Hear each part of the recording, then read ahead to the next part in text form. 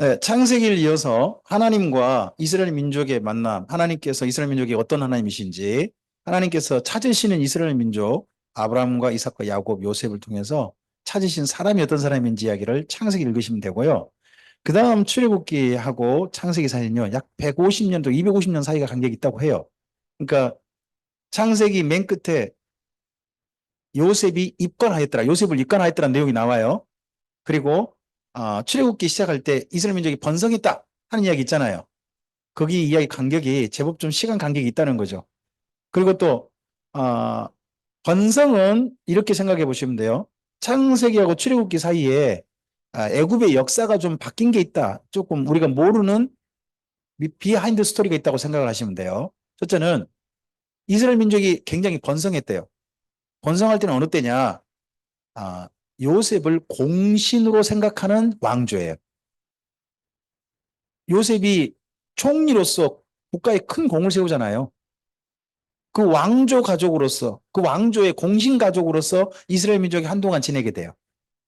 한동안 지내는 그 사이에는요, 이스라엘 민족이 심지어 국가 그 목장도 운영해서 공무원처럼 일하잖아요. 공무원처럼 일하고. 그렇게 하면서 굉장히 번성해요. 그렇게 번성하다가 왕조가 바뀌어요. 그때를 이렇게 표현하죠. 요셉을 알지 못하는 왕이 나타났다고 돼 있어요. 그게 뭔 말이죠? 왕조가 바뀐 거예요. 왕조가. 왕조가 바뀌니까요. 앞선 왕조의 공신이에요. 그럼 그 다음 반정을 일으켜 새로운 왕조가 일어났단 말이에요. 새로운 왕조에게 앞선 왕조의 공신은 뭐가 돼요? 역적이죠. 쉽게 말하면 조선 왕조에게 정몽주는요. 철대로 때려 죽여야 될 사람인 거죠. 그렇게 되잖아요. 마찬가지예요. 이스라엘 민족도 그런 시대가 되고 말았어요. 그랬는데 그렇게 순식간에 신분이 전락했는데 그때 이 왕조가 이스라엘 민족을 없애진 않아요. 대신에 뭘 삼느냐? 건설 노예로 삼아요. 건설 노예. 자, 예나 지금이나 국가 힘은요, 노동력에 있어요. 노동력이 없으면 국가가요, 사실 힘이 쫙 빠져버려요. 노동력은 정말 중요한 거거든요. 더더구나 이스라엘 민족이 종으로서 노동력이잖아요. 그럼 얼마나 좋은 거냐 그러면요. 인건비를 안 주는 노동력인 거예요. 인건비를 안 줘도 되는 노동력. 국가의 큰 힘이죠. 그건 이스라엘 민족을 그런 건설 노예를 삼아가지고 더 이상 숫자가 못 늘어나게만 막죠. 인구 조절 정책을 한단 말이에요. 인구 조절 정책을 했을 때 그때 이스라엘 민족이 여러 가지를 겪은 건데 가장 끔찍한 일이 뭐예요? 남자 아이가 태어나면 어디에 던져라? 강에 던져라 하는데 이게 잘 보면요. 첫째 아들 빼고 난 아들인 것 같아요. 왜 그렇게 짐작해 볼 수 있냐 그러면요. 출애굽할 때 이스라엘 민족의 남자의 수가요. 60만 3,550명이에요. 그리고 그의 아들 때에 남자 수를 세봤더니 몇 명이에요? 60만 1,730명이에요. 아니, 아버지 때가 60만 명대인데 아들 때도 몇 명이에요? 60만 명대. 뭔 말이에요? 한 아버지 밑에 아들이 한 명이라는 이야기잖아요. 또 그리고 다르게 생각해 보시면 모세가 첫째 아들 아니죠. 모세 위에 형이 있죠. 아론은 던져줘요, 안 던져줘요? 아니잖아요. 여자는요. 여자도 안 던져요. 근데 남자가 태어나면 둘째부터는 어디에 던져지는 거예요? 나일강에 던져지는 거예요. 우리 선우가 얼마나 고마워요. 그렇죠? 아들 한 명 태어났잖아. 그치? 우리 하다님 밑에 요담인요. 이때 이때 애국대 태어났으면 나일강에 던져질 뻔했다고. 오, 정말 그랬어요. 아이, 우리 사실 저기 저 주삼이 형제 있잖아요. 주삼 오누이 거기에 주찬이하고 주한이하고 주한이 나일강에 던져질 뻔했다니까. 이런 시대가 그 시대였어요. 그런 끔찍한 일을 겪어야 됐어요. 그 끔찍한 일을 몇 년을 겪었을까요? 그렇게까지 겪진 않아요. 400년을 겪진 않고요. 근데 이렇게 짐작해 볼 수 있어요. 자, 모세가 태어날 때부터 그 일 겪었죠. 모세가 나일강에 던져지잖아요. 모세가 그리고 출애굽에서 데리고 나온 민족이 아버지 수하고 아들 수가 비슷하죠. 그럼 데리고 나올 때까지 그 일이 있었다는 거 아니에요? 겪고 있었다. 그러면 모세가 태어날 때부터 데리고 나올 때까지는 그 사건이 계속 있는 거니까 적어도 몇 년은 그런 일이 지속되는 거예요. 몇 년. 모세가 이스라엘 민족을 출애굽시킬 때 그의 나이가 80세잖아요. 그럼 몇 년은 그 일이 지속됐다. 그럼 모세 이전도 좀 됐다고 한다면 80년 플러스 알파잖아요. 그죠? 그럼 약 100여 년은 이런 일을 겪었다는 이야기예요. 이스라엘 민족이 건설로에다가 아이가 태어나면 남자아이를 강물에 던져야 되는 일이라다가 이런 끔찍한 일을 100여 년을 겪고 있는 거예요. 그랬을 때 이스라엘 민족이 하나님께 기도했을까 안 했을까요? 성경이 묘하게 표현되어 있어요. 하나님께 부르짖었다고 돼 있기도 하고 다른 데는요. 그냥 신음소리라고 돼 있기도 해요. 하나님께서는 그 신음소리를 뭘로 그냥 들으셨다? 기도 소리로 들으셨다라고 생각해 수도 해요. 무방할 정도예요. 얼마나 끔찍한 일을 겪고 있던지 신음소리가 들렸다 하나님께. 그런 이견을 무려 한 100여 년 겪어요. 그러면 그때 하나님은 이스라엘 민족의 하나님이 아니에요? 그럼 하나님 뭐 하고 계신 거예요? 아, 100여 년이나 그렇게 되잖아요. 왜 근데 가만히 계세요? 예? 그러니까 그게 우리가 이해가 안 되는 거예요. 아니, 그러면 때가 됐거나 알거나 좀 얼른 좀 그렇게 고통스러우면 뭐 어떻게 하시라 좀 백성이면 끄집어내야 되실 거 아니냐는 거죠. 자, 근데 하나님께서요. 이 애굽할 때, 애굽에 들어갈 때 누구를 통해서 들어가게 하셨죠? 요셉이에요. 잘 보시면 요셉이 누구의 허락을 받죠? 바로의 허락을 받아서 이스라엘 민족이 정식으로 들어가요. 그럼 나올 때도 어떻게 나와야 돼요? 첫째는 요셉 같은 사람이 있어야 돼요. 그가 누구의 허락을 받아야 돼요? 바로의 허락을 받아 이스라엘 민족이 정식으로 나가는 게 하나님의 방법인 거예요. 그래서 누가 필요한 거예요? 하나님의 사람이 필요한 거예요. 그래서 하나님의 일에는 하나님 일하신 방법은 세 가지도 우리 흔히 배우죠. 하나님이 직접 하신 일이 있어요. 이건 사람이나 천사나 누구도 개입할 수 없어요. 직접 하신 일이에요. 천지를 이건 누구도 개입 못하죠. 하나님이 직접 하셨어요. 그죠? 근데 어떤 일은요. 천사를 시키세요. 이스라엘 민족이 가나안 땅 정복할 때에 거기 가서 저 좀 무너뜨리라. 야이. 좀 우박 좀 내려라. 이런 일은 누가 중간에서 심부름하는 거죠? 천사가 또 하나님께서 이 말 좀 갖다 좀 전해주라 그러면 가브리엘이 또 예? 하고 와가지고 전하고 막 그런단 말이에요. 그죠? 그건 천사를 시켜서 하신 일이 있어요. 근데 어떤 일은요? 사람을 통해서 하신 일이 있어요. 하나님께서 사람을 통해서 하신 일이 어떤 일이 있을까요? 네? 성경 강좌. 고마워요. 그것도 있죠. 물론 그렇긴 하지만 답답해요. 첫째는요. 하나님께서 한 번도요. 사람을 직접 낳으신 적이 없으세요. 사람이 이 땅에 태어날 때 누구를 통해 태어나게 해요? 항상 사람을 통해 태어나게 해요. 그래서 이 땅에 아이가 태어나는 것은 누구의 도움, 누구의 협조가 있어야 가능한 거예요. 하나님의 협조? 하나님의 협조를 받을까요? 그렇죠. 사람의 협조가 필요해요. 그리고 하나님께서 두 번 잘 때 교육은 누구를 통해서 하세요? 천사를 통해 교육하신 적이 없어요. 하나님께서 사람들 불러놓고요. 하늘에 별 모아가지고 하나님이 직접 하늘에 별 가지고 글자를 쓰시는 거죠. 하나님이 세상을 이처럼 사랑하사 이렇게 하셔요? 아니죠. 누구를 통해서 교육하세요? 사람을 통해서 교육하세요. 사람을 통해서. 그리고 아이들 양육은 누굴 통해서 하세요?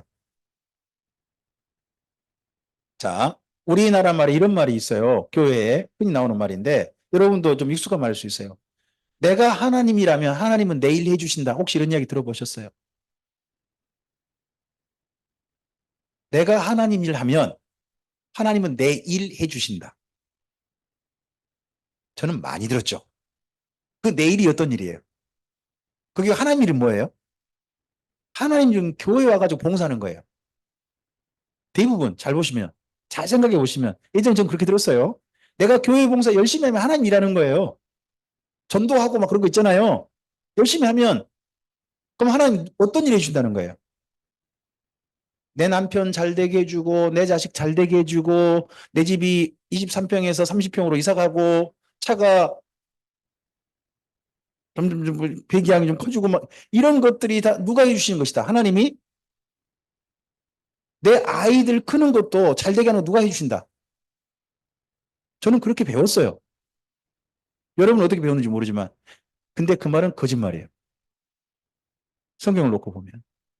성경은 그렇게 얘기한 한 번도 없어요. 아이들을 기르는 거 누가 하신다고 하시죠? 성경은 명령하세요. 내 아이를, 내 자녀를 훈계와 교양으로 뭐 하라고요? 그러면 아이들이 잘 되고 잘못되고 누구 책임이에요? 왜 근데 하나님 책임을 미루냔 말이에요. 그건 엉터리예요. 그런 말을 하는 목사님, 우리 선배님들이 계셨죠? 전 그 말을 믿었어요. 근데 성경을 놓고 보니까 아무도 그런 말은 없어요. 하나님은 자녀 교육은 우리에게 철저히 맡기셨어요. 하나님이 맡기신 일을요, 하나님께서 다시 해달라고 하는 건 마치 뭐가 냐 그러면요. 여러분, 사장님이 있는데, 사장님이 과장한테 어떤 업무를 맡겼어요. 근데 과장이 업무를 하다가 못하겠어요. 그러니까, 사장님, 내가 대신 사장님 뒤에 밑에 쪽에 좀 열심히 차 운전 좀 해드릴게요. 일 좀 해주세요. 그러면 그 과장 사장님 어떻게 할까요? 너 다음 달부터 우리 회사 나오지 마. 아니, 일을 맡겼는데 일을 못하는 사람은 잘려야죠. 우리들에게 맡기신 일은요, 우리가 잘해야 돼요. 하나님께 사람들에게 맡기신 일이 있어요. 그린요, 하나님께 돌리시면 안 돼요. 하는 거죠. 저희 집 아이들이 제 영향을 굉장히 많이 받았어요. 제가 예전에 정말 굴파고 살았던 그 시간이 우리 아이들한테 굉장히 영향을 많이 줬어요. 우리 아이들이 오늘 사는 그 모습 보면 그 모습이 저의 영향력이 보여요. 그 누구 책임이에요? 내 아이가 그렇게 큰 거 누구 책임이에요? 제가 그렇게 했던 삶의 책임이에요. 저의 책임이죠. 제가 지금 성경 강좌를 아무리 열심히 해도요, 우리 아이들이 성경 강좌 열심히 듣지 않잖아요. 그렇게 만든 우리 아이들이 그렇게 되게 만든 책임이 누구한테 있는 거예요? 저한테 있는 거 아니에요. 그래서 자녀 교육이나 양육이나 그리고 이 땅으로 사람을 태어나게 하거나 하는 게 사람에게 맡기신 일이에요. 그리고 또 이스라엘 민족을 출애굽시키는 것도요. 하나님이 하신 거죠. 맞죠? 근데 하나님이 누구를 세우셔서 하신 일이에요? 모세를 세우셔서 하신 일이에요. 때때로 하나님 이런 방법이 있다는 걸 기억하셔야 돼요. 지금도 하나님께서 사람들을 부르셔서 일을 맡기실 때는 그 사람이 필요하니까 그 사람을 통해서 하실 수 있는 일이니까 그렇게 맡기시는 거예요. 물론 그 사람이 안 하면요. 딴 사람을 통해 할 수도 있어요. 여러분 혹시 그 에스더서에 모르드게가 에스더를 만났을 때 했던 이야기 기억나시나요? 네가 에스더야, 너가 오늘 왕비가 된 게 이때를 위함인 줄 어찌 알겠느냐. 근데 만약 네가 일 안 한다면 하나님은 다른 사람을 통해 일을 하실 것이다. 대신 너는 책임을 못 면할 거다. 하는 이야기를 모르드게가 하거든요. 물론 하나님 그렇게 하실 수 있어요. 하지만 먼저는 그 사람에게 이야기해 보시는 거 아닙니까? 요나에게 한번 니누에 가라고 했다가 안 간 요나 기어이 찾아와가지고 다시 한번 또 이야기해 보시잖아요. 그죠? 하나님은 기회를 주고 계신 것 같아요. 우리에게 일할 수 있는 기회를. 그런 기회도 우리가 기억해야 되죠. 그게 출애굽기 읽어야 될 중요한 내용이에요. 자, 출애굽기는요, 크게 두 개로 나누세요. 어디 나누냐? 첫째, 출애굽의 이야기를 나누는 거예요. 또 하나는요, 신해산 언약의 이야기. 두 개 나눠서 읽는 거예요. 출애굽까지 하면 몇 장이 끝나냐? 15장이 끝나요. 15장까지 하면 출애굽이 완성돼요. 끝나고 말아요. 그리고 그 16장부터는요, 신해산 가는 이야기예요. 신해산 가서 누구 만나서? 신해산에서 하나님 만나서 하나님과 뭐 맺은 이야기? 언약을 맺는 이야기예요. 그래서 출애굽기는 크게 두 토막으로 나눠서 읽는다 하고 생각하시면 돼요. 전반부는 무슨 이야기라고요? 출애굽하는 이야기. 후반부는 어떤 이야기라고요? 신해산 언약 맺는 이야기다 하고 읽으시면 돼요. 좀 전에 제가 드렸던 이야기예요. 요셉과 같은 사람이 필요하다는 거죠. 맨 처음 애굽에 들어갈 때 요셉이 있었잖아요. 그와 같은 사람이 누구라는 거예요? 모세라는 거죠. 이때 하나님께서 자기가 어떤 분인지를 알리셔요. 왜 이게 필요하죠? 이걸요, 두고두고 이스라엘 민족에게 알게 해요. 왜 그러냐? 지난 애굽 생활 동안 이스라엘 민족이 어느덧 하나님을 잊어먹었어요. 점점 하나님이 사라져요. 어디서 흔적이 보이느냐? 이스라엘 민족이 이름에 보면 보여요. 여호수아의 아버지 이름이 뭐죠? 여호수아가 누구의 아들이에요? 눈의 아들이에요. 그죠? 눈. 눈이 이 눈 아닌 거 아시죠? 밖에 눈 내리고 있잖아요. 그 눈 아니고 눈이 뭐예요? 물고기예요. 물고기. 물고기. 나일강에 그 물고기 살잖아요. 그 물고기가 그들이 뭐냐? 신이에요. 신. 신. 그리고 유다 지파의 족장이 누구예요? 족장 후보. 갈렙 아니에요. 갈렙. 아시죠? 갈렙. 갈렙의 이름의 뜻이요? 네. DOG. 도구예요. 그러면 갈렙을 우리나라 말로 불러봐요.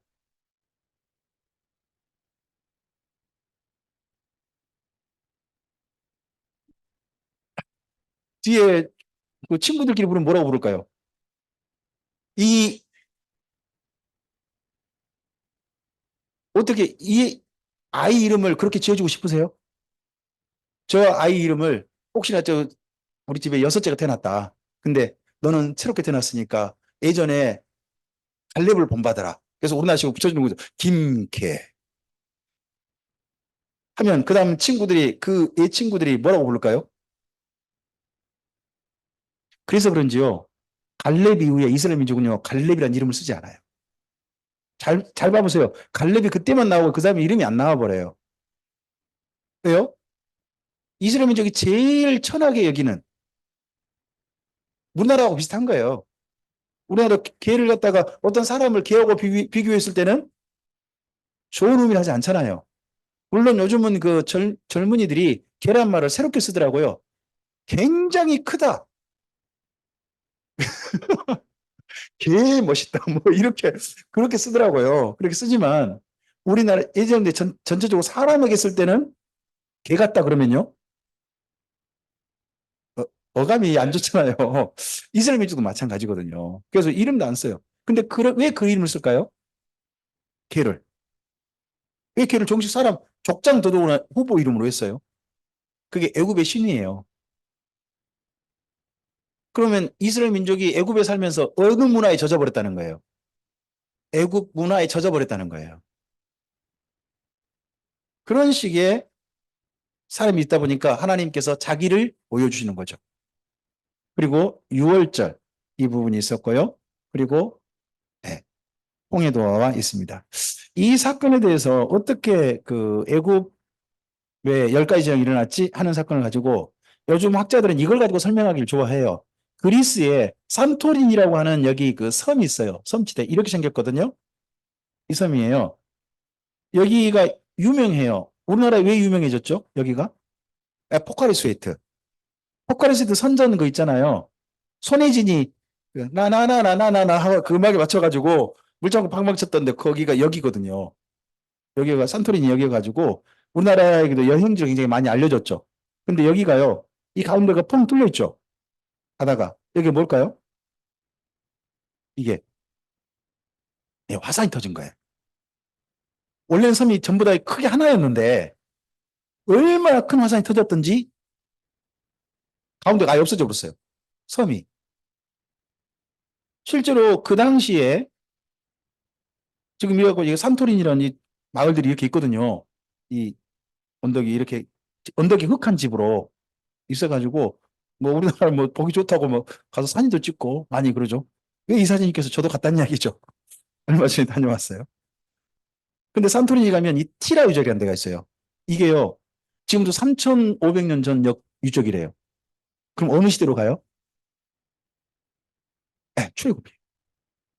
그래서 이때 이 화산재가 어디에 영향을 줬다? 학자들은 애굽의 10가지 재앙이 있잖아요. 흑암 재앙이라든지 이런 재앙이 있잖아요. 그런 재앙이 영향을 줬을 것이다라고 생각을 해요. 요즘 학자들. 여기가 레드비치, 산토리니 바닷가. 레드비치. 여기는 바닷가가 빨개요. 왜 빨갈까요? 화산재 그것 때문에 바닷가 그 모래가 빨간 모래입니다. 이스라엘 민족이 여기에서 어떤 출애굽 10가지 사건 후에 홍해를 건너게 되죠. 홍해는 지금 이렇게 굉장히 큰 바다고요. 여기 지중해와 이쪽 바다를 인도양 여기를 잇는 중요한 통로가 돼서 세계 물류에 엄청난 양을 하죠. 그래서 여기 수에즈 운하가 엄청나게 돈 많이 벌잖아요. 지금도 영국이 소유권을 가지고 있나요? 소유권 지금 이집트에 넘어갔나요? 아직 안 넘어갔던 걸로 알고 있는데. 네. 넘어가면 이집트가 돈 벌겠죠, 뭐. 지금 영국이 돈 벌고 있는데. 이거 영국이 저쪽 이집트 넘기고 나면 영국 더 경제적으로 어려워질 것 같아요. 이것도 돈 많이 벌고 있는데. 근데 여기 지금 요즘 일 터졌죠. 여기가 이렇게 관광지거든요. 관광지도 하고 이상 물류예요. 근데 이게 요즘 나오고 있는 한참 뉴스에 나오고 있는 장면인데 혹시 보셨나요? 드라마만 보지 마시고 이런 것도 뉴스 좀 보셔야 돼요. 여기 홍해 이쪽에서요. 예, 저쪽 그 에티 반군이던가요? 요르단 그쪽 아니 예멘 반군 거기가 이란의 지원을 받아가지고 이쪽에 미국에 관련된 배들 상선들을 공격하고 있어요. 그런 바람에 이쪽 물류가 멈춰져 버렸죠. 멈춰지니까 우리나라도 여기 지금 유럽에다가 파는 것도 있잖아요. 컨테이너. 그럼 어떻게 해요, 우리나라도? 방법이 두 밖에 없대요. 이쪽을 못 가니까 아프리카를 뺑 돌아간대요. 또 하나 방법인데 어떤 방법으로 할까요? 중국에서 만든 철도예요. 중국에서 그 철도 만들어 놓고 적자 많이 받거든요. 근데 지금 그 철도가요, 엄청나게 많이 물류가 좀 몰리고 있대요. 쭉 그대로 한 몇천만 원. 돈은 뭐 비슷한데 그 기간이 굉장히 짧아지니까. 그래가지고 엄청나게 지금 우리나라도 별 수 없이 유럽 가려면 컨테이너 중국으로 가가지고 중국에서 지금 가는 방법이 그나마 비용은 비슷하지만 차라리 그게 더 낫다 할 정도가 지금 됐다고 해요. 그 1대1로라 그럽니까? 뭐죠? 하여튼 그거 뭐 현대판 실크로드라고 합니까? 뭐 그거 뭐 하여튼 이런 여기 영향 때문에 지금 그런 거죠. 여기 홍해 여기 이스라엘 민족은 건넜는데 지금은 관광지하고 물류 그리고 세계 화약고가 돼 있죠.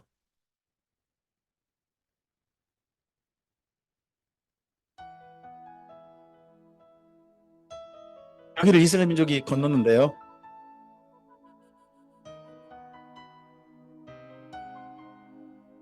이집트 왕자라는 영화를 보신 적 있나요? 애니메이션?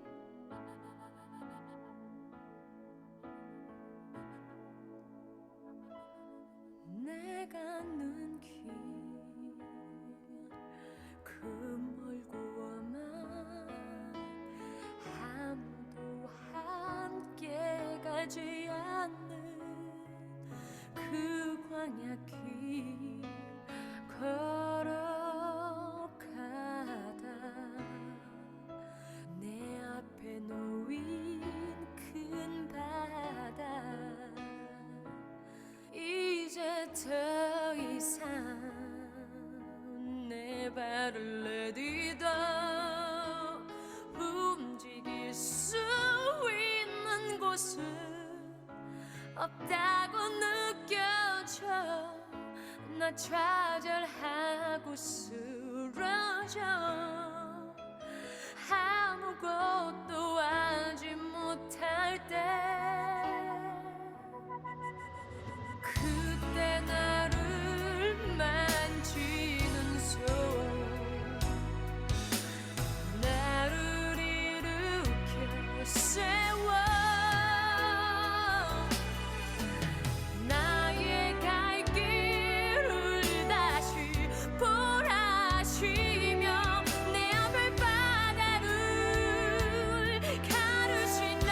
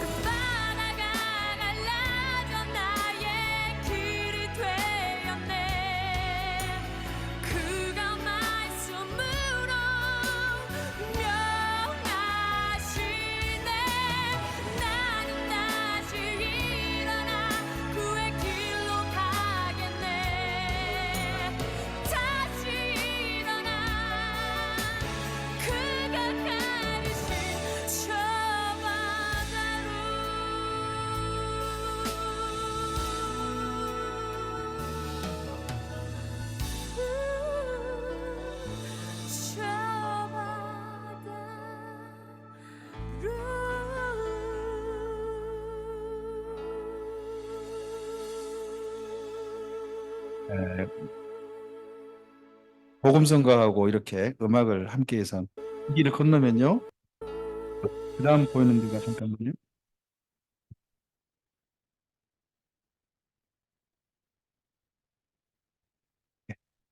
여기가 엘림이라는 곳 가는 데입니다. 동료 70주가 있는 데 있죠. 거기 가는 길인데요. 보실까요?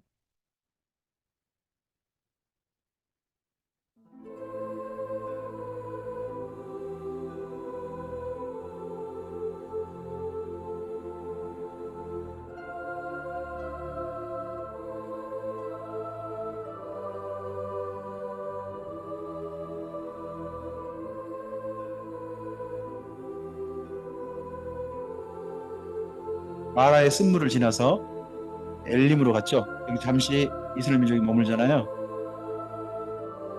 지금 이렇게 관광지죠.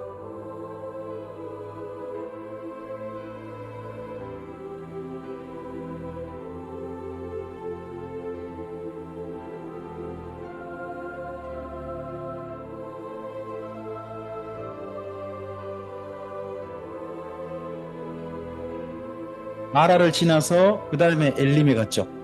네, 홍해를 건너고 지금 우리가 창세기 15장을 지났고요. 노래 불렀고 그럼 16장 거기 와 있죠.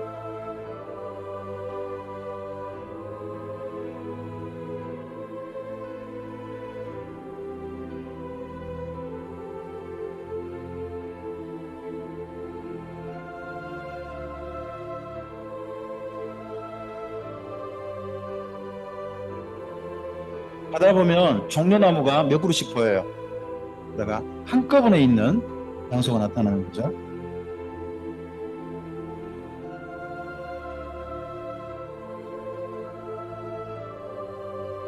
참 어떤 분이 드론으로 이렇게 위에서 딱 사진 영상을 이렇게 딱 이렇게 종려나무들이 있어요. 영상을 찍어주니까 참 예? 드론으로 지금 위에서 지금 영상을 이렇게 찍어서 이렇게 올려주셨더라고요. 이 길은 진짜 걸어보고 싶은 마음이 이 길을 보니까 그런 마음이 정말. 네. 좀 더 가서 한번 종려나무 있는 데 볼까요?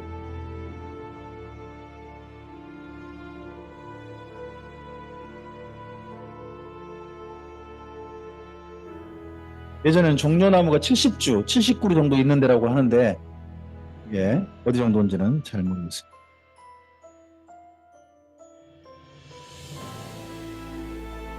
언제 한번 걸어보시기 바랍니다. 네.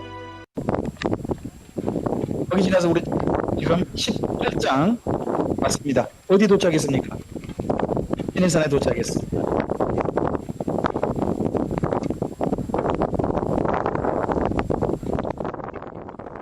시내산 아침에 새벽에 올라가서 일출 보시는 분들이 있어요. 그때 분들이 올라가서 찍은 영상이다 보니까 아침엔요 그만큼 많은 소리죠. 바람 소리가 굉장히 심하게 막 들리는 거죠. 이렇게 해서 올라가서 일출을 바라보고 이렇게 합니다.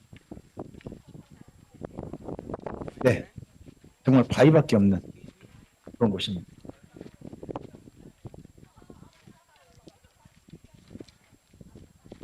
자, 이때 하나님께서 이스라엘 민족을 만났을 때 광경을 좀 성경 본문이 좀 쓰였거든요. 우리 그 부분은 좀 일부 좀 읽었으면 좋겠습니다. 우리 19장을 지금 왔는데요. 일단 출애굽기 좀 가보시죠. 출애굽기 18장을 좀 가시겠습니까? 왔고 그리고 19장 가셔야 되겠네요. 19장에서 이스라엘 민족을 만나실 때 장면입니다. 장면은요. 거기 16절 보시면 나오죠. 16절. 네, 16절부터 19절까지 우리 함께 읽어볼까요? 셋째 날 아침에 우레와 번개와 빽빽한 구름이 산 위에 있고 나팔 소리가 매우 크게 들리니 진중에 있는 모든 백성이 다 떨더라. 모세가 하나님을 맞으려고 백성을 거느리고 진에서 나오매 그들이 산 깨슬게 서 있는데 시내산의 연기가 자욱하니 여호와께서 불 가운데서 거기 강림하심이라. 그 연기가 온기 가마 연기 같이 떠오르고 온 산이 크게 진동하며 나팔 소리가 점점 커질 때에 모세가 말한즉 하나님이 음성으로 대답하시더라. 이러한 만남이 있기 전에 하나님께서 모세를 통하여 이스라엘 민족에게 하신 말씀이 출애굽기 19장 5절 6절입니다. 이 만남이 있기 전에, 만나시기 전에 내가 너희를 만나서 이런 이야기를 하고 싶은데 너희 어떻게 생각했을 때 이스라엘 민족이 네 그러겠습니다는 답변을 해요. 그래서 거기 6절 밑으로 보시면요. 6절 밑으로 보시면 이 말씀을 전할지니라고 돼 있죠. 그랬을 때 이스라엘 민족이 뭐라고 답변해요? 8절에. 8절에 네. 여호와께서 행하신 대로 우리도 다 행하겠습니다. 네. 이렇게 답변을 해요. 이걸요, 이렇게 생각하시면 되겠어요. 하나님께서 5절, 6절에 프로포즈 하신 거예요. 프로포즈 하셨고, 이스라엘 민족이 거기서 뭐라고 답변한 거예요? 네, 한 거죠. 자, 앞을 보시고 5절, 6절 말씀 우리 함께 읽겠습니다. 세계가 다 내게 속하였나니 너희가 내 말을 잘 듣고 내 언약을 지키면 너희는 모든 민족 중에서 내 소유가 되겠고 너희가 내게 대하여 제사장 나라가 되며 거룩한 백성이 되리라. 너는 이 말을 이스라엘 자손에게 전할지니라. 여기에 중요한 내용이 첫째는 위에 흰색으로 살짝 표시한 부분이에요.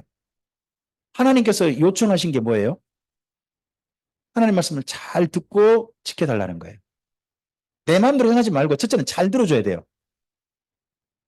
우리 자칫하면 내 식으로 들을 수 있어요. 모든 말씀을 내가 듣고 싶은 대로 그렇게 듣지 말고 어떻게 들으셔야 돼요? 잘 들으셔야 돼요. 제대로 들으셔야 돼요. 제대로 듣고 그 다음 뭐 해달라고요? 지켜주시라는 거예요. 이렇게만 한다면 하나님께서 그 다음은 하나님이 하신 약속이에요. 나는 이렇게 해줄게. 첫째, 모든 민족 중에서 너희는 내 소유가 될 것이라는 거죠. 쉽게 말하면 이런 거예요. 세상에 수많은 여자가 있죠. 수많은 여자가 있는데 어떤 남자가 그 한 여인에게 이렇게 말한 거예요. 나에겐 너만 보여. 어때요? 그 말은 뭐예요? 유진아, 그 말은 뭔 말일까? 나에겐 너만 보여. 내가 한 말은 아니야. 오해를 하지 마. 그런 말을 누군가 너한테 했다면 나 너 정말 좋아해. 뿐만 아니라 뭘 요청하는 거죠?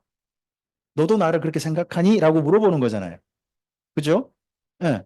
하나님께서 여기 너만 보여라는 말이 내 소유란 말이에요. 내 소유란 말은요, 내 것이란 뜻이거든요. 세상에 수많은 민족들이 있어요. 수많은 민족이 있지만 하나님께서요, 너는 내 거야 라는 민족은 어느 민족이 유일해요? 이스라엘 민족이란 말이에요. 세상에 수많은 사람이 있어요.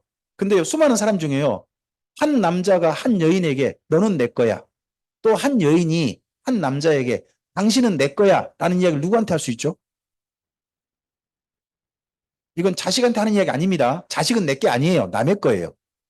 아시죠? 자식은 남의 거예요. 잠시 맡아 길러드리는 것 뿐이에요. 하지만 내 거라고 주장할 수 있는 유일한 사람이 있어요. 그가 누구죠? 부부죠. 그러니까 내 거란 말은 하나님께서 이스라엘 민족을 남편처럼 여기시겠다는 거죠. 남편처럼. 이스라엘 민족을 누구로 여기시겠다? 신부로 여기시겠다는 거예요. 그게 내 거예요. 그래서 내 소유라는 말은요, 중요한 의미가 있어요. 그게 뭐냐 그러면요, 보배란 뜻이에요. 보배. 내 거가 그냥 뭐 값없는 내 걸로 있을 수 있죠.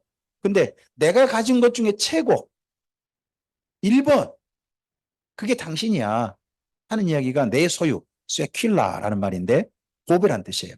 그리고요, 제사장 나라는요, 하나님을 누군가에게 소개하는 거예요. 자랑하는 거예요. 우리 김 권사님, 강장로님 많이 자랑하시죠? 만나는 사람들에게. 그죠? 예, 그러시는 것 같아요. 예, 어제도 우리 교회 성도님들께 강장님 이야기 나오니까 자꾸 옆에서 강장님 좀 더 멋지게 이야기하고 싶으셔가지고 애다르신 모습이 사실 보였어요. 전 이게 멋진 거라고 생각해요. 시골 가면요, 저희 어머니가 이렇게 요즘 날마다 전화드리면 어머니께서 계시는 가장 많이 계신 장소가 경로당이에요. 경로당에 제가 전화드리면요, 어머니가 일부러 주변 분들한테 말해. 조용히 좀 해. 일부러 이야기하시는 것 같아요. 조용히 좀 해. 하고 난 다음에 딱 전화 이제 한몇 마디 통하고 난 다음에 저는 이제 엄마라고 그냥 표현하거든요. 엄마, 그, 몇 분이나 계세요? 몇 사람 있어. 그러면, 그분들께 건강하시라 안부 좀 전해주세요. 라고 하면, 알았어. 하고, 제가 끊기 전에 딱 들어보면, 우리 아들이 건강하나 그러네. 이 말을 일부러 하시는 거예요. 뭐예요? 내 아들이 지금 전화했어. 나 안부 전화, 날마다 요즘 뭐 일주일에 한 5번 뭐 그렇게 하니까, 내 아들이 당신 아들 이렇게 전화해? 내 아들은 봐봐. 전화 날마다 하잖아 하는 자랑하는 마음이 은근히 있으신 것 같거든요. 이게 뭐예요? 제사장이에요. 밖에 나가서 하나님이 어떤 분인지 알아요? 하나님께서 얼마나 좋은 분인지 알아요? 하나님 좀 만나보세요. 라고 소개하는 사람, 하나님과 만날 수 있도록 중간에 역할을 해주는 사람이 제사장이에요. 제사장은요, 자기 스스로도 하나님께 제사하지만요, 다른 사람이 하나님께 제사하도록 돕는 사람이에요. 그게 제사장이에요. 저와 여러분에게도 이스라엘 민족의 하나님은요, 이스라엘 민족만 하나님과 만나는 게 아니라 이스라엘 민족을 통해 다른 민족도 하나님과 만나는 사이가 되기를 원하신 거죠. 이걸 신약성경에서 우리가 예수님 안에서 우리에게 주신 직임이잖아요. 기억하셔야 되겠죠? 그리고 뭐예요? 거룩한 백성이에요. 서로 구별되는 거죠. 서로에게만. 그런 사이가 되는 거예요. 자, 이게 그림으로 그린다면 이렇게 되죠. 이스라엘 민족을 가나안 땅에 살게 하세요. 그럼 가나안 땅에 이스라엘 민족은 사는 게 아니거든요. 누구도 살아요? 아람도 살고요. 저 위쪽으로 가면 아수도 살고요. 옆으로 가면 동쪽으로 가면요. 암몬이 살아요. 암몬 밑에는요. 모압이 살아요. 모압 밑에는요. 에돔이 살아요. 저 남쪽엔 어느 나라가 살아요? 애굽이 살아요. 그리고 서쪽 지중해 해변 가면 누가 살아요? 블레셋이 살아요. 서북 쪽은 누가 살아요? 시돈이 살아요. 이 모든 나라들이 어느 나라를 통해서 이스라엘 민족을 통해서 누구를 알기를? 하나님을 알기를 원하신 거죠. 이게 가나안 땅에 살게 하신 이유죠. 이게 하나님의 프로포즈예요. 너 이런 민족 되어줄 수 있어? 라고 하시는 거죠. 밖에 나가서 어떠세요? 남편 자랑하시나요? 아니면 이렇게 표현이 되나요? 남편 씹으시나요?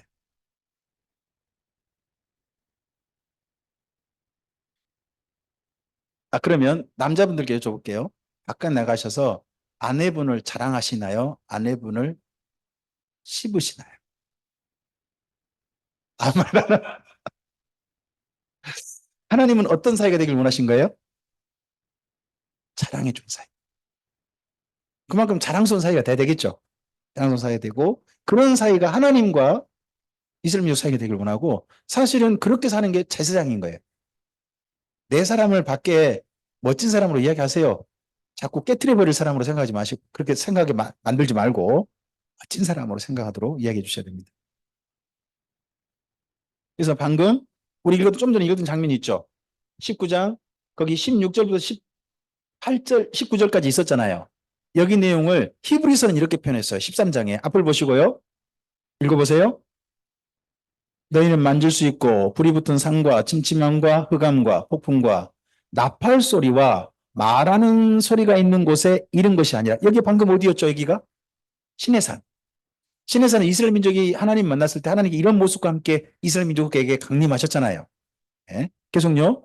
그 소리를 듣는 자들은 더 말씀하지 아니하시기를 구하였으니 이는 짐승이라도 그 산에 들어가면 이 산이 어느 산? 시내산.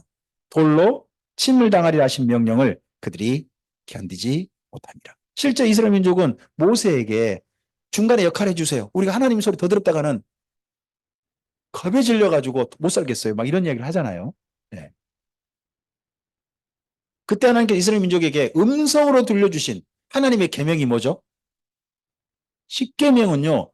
음성이 들려졌어요. 이스라엘 민족이 직접 들은 이야기예요. 출애굽한 사람이. 그리고 이 시내산 이 십계명은요. 시내산 언약이라고 표현되어져요. 여러분 그 출애굽기 20장에다가 2장 있잖아요. 거기다가 대하 6장 11절 써놓으세요. 대하 6장 11절 써놓으시고 보시면 그 내용이 나와요. 십계명을 내용 그대로 하나님의 계명 그대로 자세히 기록하면 뭐가 된다고요? 그게 레이기예요. 레이기. 2개로 줄이면요. 하나님 사랑, 이웃 사랑이고 1개로 줄이면요. 사랑하라예요. 율법은 뭐라고요? 사랑하라예요. 그럼 여쭤볼게요. 율법은 지켜야 돼요? 안 지켜야 돼요? 율법 못 지킨다며요. 사람은 지킬 수 없다며요. 근데 율법을 다 정리해보면요. 다른 거 아니에요. 신약 성경이 이렇게 표현해요. 사랑은 율법의 완성이라 그러죠. 뭔 말이에요? 사랑하면 사실 율법 다 지키는 거라는 뜻이에요. 사랑하면.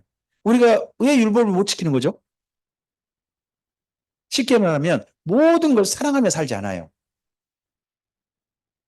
사랑하며 모든 일을 행하지 않아요. 사람들은 의외로요. 많이 욕심을 따라 행해요. 그게 습관이 돼 있어요. 그게 인간이에요. 그러다 보니까 뭐예요? 사람은 율법을 실천하지 않는 거예요. 심지어 율법을요. 자기 이익을 위해서 행한 사람도 많아요. 율법을 자기 이익의 도구로 만들었던 대표적인 사람들이 누굴까요?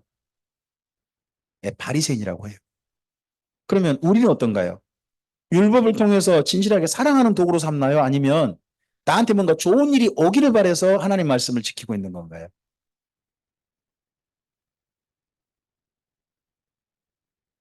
만약에 우리가요, 내게 뭔가 좋은 일이 오기를 바라서 율법을 지키고 있다면요, 우리는 현대판 바리새인이에요. 율법을 그렇게 지킨 사람에게는 뭐가 선포되어 있나요? 바리새인처럼 율법을 지키면 뭐가 선포되어 있죠? 예수님 이렇게 말씀하세요. 화 있을진저. 그런 사람이 복 있다고 하잖아요. 진짜 하나님의 사랑으로 율법을 실천한 사람에게는 예수님께 뭐라고 그러시죠? 복 있는 사람 하고 하셨어요. 이거 소리가 엄청 크네요. 네, 좀 줄여야 되겠다. 자, 이러한 시내산에서 하나님께서 이스라엘 민족과 십계명을 맨 처음에 언약을 맺고요. 1년 정도 있으면서요. 이스라엘 민족에게 십계명을 좀 자세히 이야기하세요. 그 이야기를 성경으로 기록한 게 뭐라고요? 그게 레이기예요. 레이기예요. 시내산 언약을 출애굽기 24장에 보면 나와요. 그때 언약을 맺어요. 그때 언약 맺은 중요한 내용을 기록을 해요. 그게 뭐라고요? 레이기. 자, 이제 장소를 가지고 우리 한번 정리해 봅시다. 이스라엘 민족이 하나님의 부름을 받고 가나안 땅에 오죠. 아브라함이 오지 않습니까? 거기에서 그 다음 살기 위해서 어디를 가죠? 애굽으로 들어가죠. 애굽으로 들어간 이야기까지가 뭐예요? 창세기잖아요. 그래가지고 민족이 드디어 커졌어요. 큰 민족이 됐어요. 민족이 돼서 나온 이야기가 뭐예요? 출애굽이잖아요. 나와서 어디로 가요? 시내산 왔죠. 그래서 출애굽기는 뭐예요? 시내산까지 온 이야기예요. 시내산까지 와서 뭘 맺어요? 언약을 맺죠. 그럼 그때 맺은 언약의 내용이 뭔데요? 그게 레이기예요. 레이기예요. 그리고 시내산 다시 출발해요. 출발해가지고 모압 광야까지 가요. 이게 무슨 이야기예요? 그게 민수기예요. 그리고 모압 광야에서 마지막 가나안 땅 들어가기 전에 마지막 하나님의 당부, 모세의 유언을 들은 데 이야기가 신명기예요. 이게 장소를 따라 기억하는 방법이에요. 자, 가나안 땅에서 애굽으로 들어간 이야기가 뭐라고요? 창세기. 애굽에서 시내산 온 이야기가 무슨 이야기라고요? 출애굽기. 시내산에서 언약받은 이야기가 레이기. 시내산에서 모압 광야까지 간 이야기가 민수기. 민수기에서 마지막 하나님의 당부를 들은 이야기가 신명기. 모세오경을 그렇게 또 기억하시는 거예요. 장소를 따라. 근데 그 시내산에서 하나님께 들었던 언약은 전체 27장이거든요. 27장인데 나누면 딱 두 개예요. 하나님 사랑, 이웃 사랑이에요. 하나님 사랑은 1장부터 10장까지예요. 레이기 1장부터 10장까지고 그리고 11장부터 25장이 이웃 사랑이에요. 그리고 26장은요. 하나님 사랑, 이웃 사랑 잘하면 이렇게 좋은 일이 있을 것이고 하나님 사랑, 이웃 사랑을 너희가 제대로 안 한다면 이런 벌을 받을 거야 하는 내용이 26장이에요. 그리고 난 다음에 27장은요. 이렇게 하나님 사랑, 이웃 사랑하면 당연히 물질은 바르게 쓴다는 거예요. 그래서 물질이 우선이 아니에요. 항상 뭐예요? 하나님 사랑, 이웃 사랑이 우선이고 물질은 그다음 당연히 따라오는 결과물이에요. 예물은. 그런 내용으로 여기 레이기가 구성되어져요.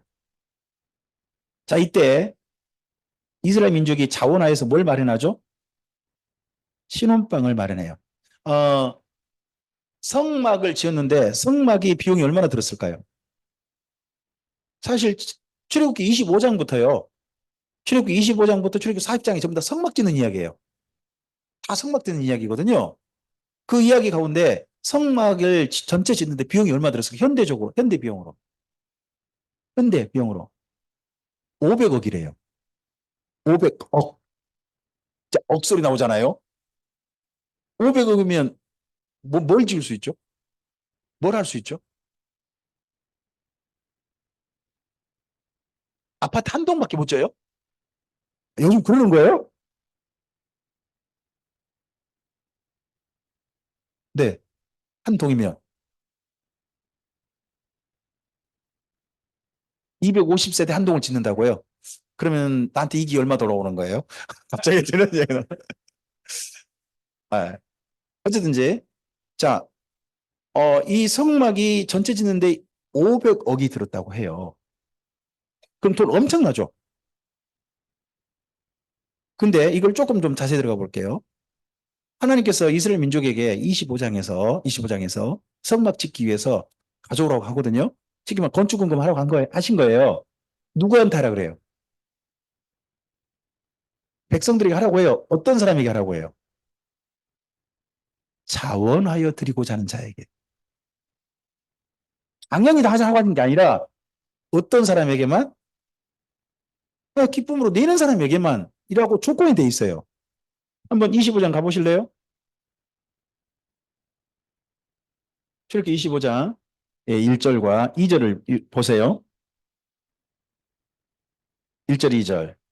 네. 읽어줘 보세요. 여호와께서 모세에게 말씀하여 이르시되 이스라엘 자손에게 명령하여 내게 예물을 가져오라 하고 기쁜 마음으로 내는 자가 내게 바치는 모든 것을 너희는 받을지니라 합니다. 기쁜 마음으로 내는 자원하는 사람이에요. 다른 사람이 내는 거예요. 근데 하나 더. 여러분 이때 이스라엘 민족이 전체 수가 몇 가정이죠? 60만 3,550가정이잖아요. 그죠? 그 중에서 한 10만 가정은 안 냈다 그럽시다. 그럼 몇만 가정 남아요? 50만 가정 남잖아요. 50만 가정이 500억 만들려면 한 가정당 얼마씩 내면 돼요? 10만 원씩 내면 돼요. 건축원금 예배당 짓는데 한 가정에 10만 원씩 헌금하라 그러면 하실래요? 안 하실래요? 기쁨으로 하죠. 그러니까 이스라엘 민족이 지금 나온 전체 숫자를 생각하면요. 성막 짓는 건 아무것도 아니에요. 그러다 보니까요. 나중에 하나님 거기 전체 사람 뭐라 하냐면 여기 너무 많아요. 그냥 그만. 이 정도까지. 그러니까 여기를 가지고 요즘 현재 뭐 예배당 짓는 방법으로 쓴다는 것은 말도 안 돼요. 진짜 성도들이 많아가지고 더더구나 한 사람당 아니잖아요. 한 가정당 10만 원이잖아요. 여기 비용이. 그럼 이게 뭐가 보이느냐? 하나님은 정말 이스라엘 민족에게 부담 주고 싶지 않으신 거예요. 쉽게 말하면 부모가 자식한테 부담 주고 싶어 해요? 아니잖아요. 그 마음과 똑같으세요. 하나님. 그리고 또 하나 더. 하나님 이렇게 지은 성막 한 채 가지고 몇 년 버티시죠? 말씀드렸잖아요. 이걸 400년 버티신다니까요. 아니, 이 다음에 건물 지어달라 하지도 않으셨어요. 누가 스스로 지어 바치고 싶어 하죠? 다윗이 스스로 지어 바치고 싶어 할 때까지 하나님은 한 번도 말씀하신 적이 없다니까요. 그걸로 그냥 만족하세요, 하나님은. 그러니까 하나님은 사실 집에 대한 욕심이, 자, 한번 절대해서 볼까요? 하나님은 건물 욕심은 없고 사람 욕심은 있으시다. 이게 사실 성경 보면 봐요. 하나님께서는 사람에 대한 욕심이 있으시지 삐까번쩍한 건물이나 큰 땅덩어리 이런 데 욕심이 없으세요. 우리는 근데 자꾸 어디에 욕심을 갖죠? 그렇죠? 하나님에 대한 욕심은 별로 없는 것 같아. 네. 이 성막이 이래요. 성막을 한번 좀 살짝 볼까요?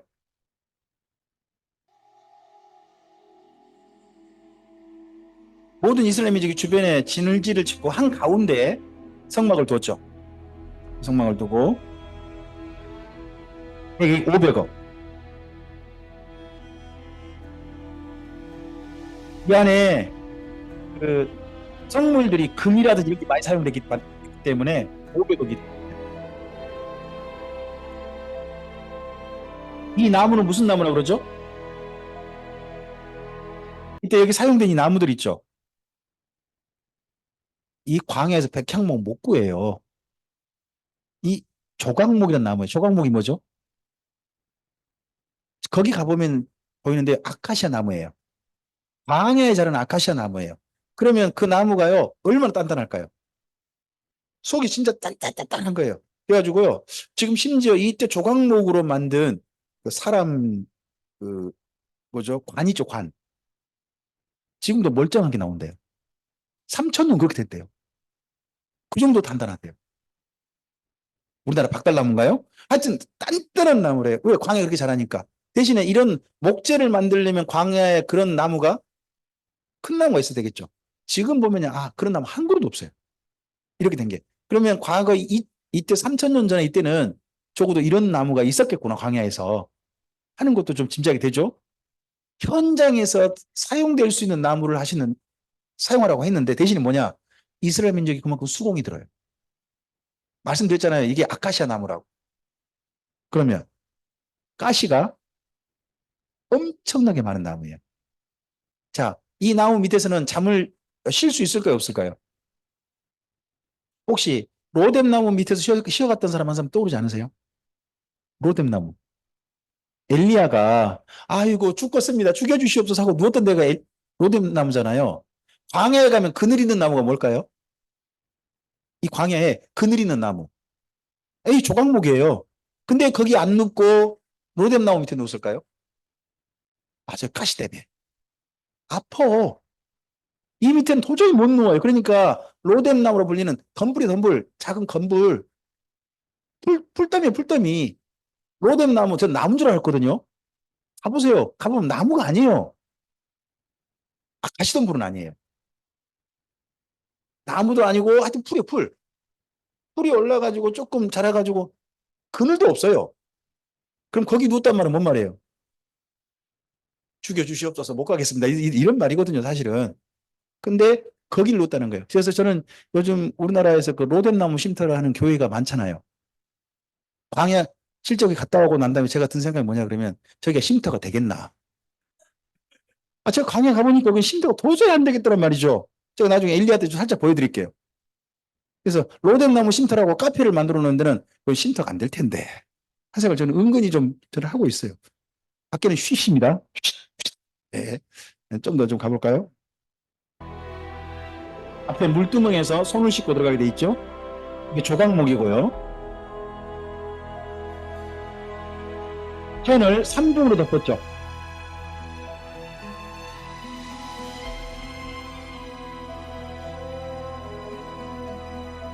대형 것들은 휘다려 가지고 그래가지고 그 바다에 바다표범 비슷한 게 있어요. 여기 근처 사는 그걸 뭐요? 촛대가 있고요. 모라라고 하죠. 금축대. 떡상이 있고요. 떡상도 제단이라고 불러요. 떡상도 단이라고 부릅니다. 향단이 있고요. 그리고 안에 들어가면 그 그룹이 마주보고 있는 안에 십계명이 있는 돌판이 있었죠. 여기가 이렇게 지성소라고 합니까? 네. Hey YouTube, if you want to 거기까지 짓고 난 다음에 이스라엘 민족이 그곳에서 성막에서 하나님의 말씀을 받습니다. 신의 산에 그게 뭐라고요? 레이기. 레이기는 두 가지 내용이라니까요. 뭐라고요? 하나님 사랑, 사람 사랑입니다. 레이기는 어떤 내용일까요? 잠깐 쉬었다 가시죠. 25분에 5시 25분에 시작해서 그 다음 저녁 드시기 전까지 그 다음 세 번째 강좌 이어가도록 하겠습니다. 잠시 쉬겠습니다.